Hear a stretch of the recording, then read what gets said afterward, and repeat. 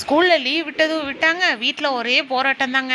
Okay, இந்த போராட்டத்துக்கு இடையில நம்ம சமையல் வேறு செய்யணும்னு சொல்லிட்டு சுண்டலை வந்து வேக வைக்கிறதுக்கு மறந்துட்டேன், அதாவது ஊற வைக்கிறதுக்கு சாரி.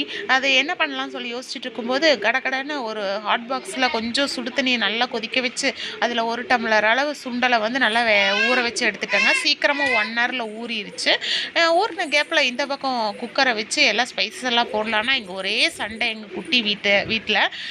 இப்போது எண்ணெய் ஊற்றி கடுகு, சீரகம், ஸ்பைசஸ் எல்லாம் போட்டுட்டு வெங்காயம், தக்காளி, மஞ்சள் தூள், மிளகாய் தூள், கொஞ்சம் கரம் மசாலா, அப்புறம் குழம்பு மிளகாய் தூள் போட்டு உருளைக்கிழங்க போட்டுட்டு பாருங்கள் நல்லா பூ மாதிரி ஊறிடுச்சு. சுண்டலே எடுத்து போட்டு நல்லா கிண்டுன்னு கிண்டிட்டேங்க. கிரேவி மாதிரி தான் செய்யலான்ட்டு இருந்தேன். அதனால கொஞ்சமாக வந்து தேங்காய் சீல அரைச்சிட்டு அதையும் வந்து ஊற்றி 2 விசில் விட்டு இறக்குனாங்க. சூப்பராக மணமாக ரெடி ஆயிடுச்சு. நீங்களும் ட்ரை பண்ணி பாருங்கள். இந்த மாதிரி அதிரடியாக யாரெல்லாம் வீட்டில் செய்கிறீங்களோ அவங்க மறக்காமல் கமெண்ட் பண்ணுங்கள். நம்ம சேனலை சப்ஸ்கிரைப் பண்ண மறந்துடாதீங்க.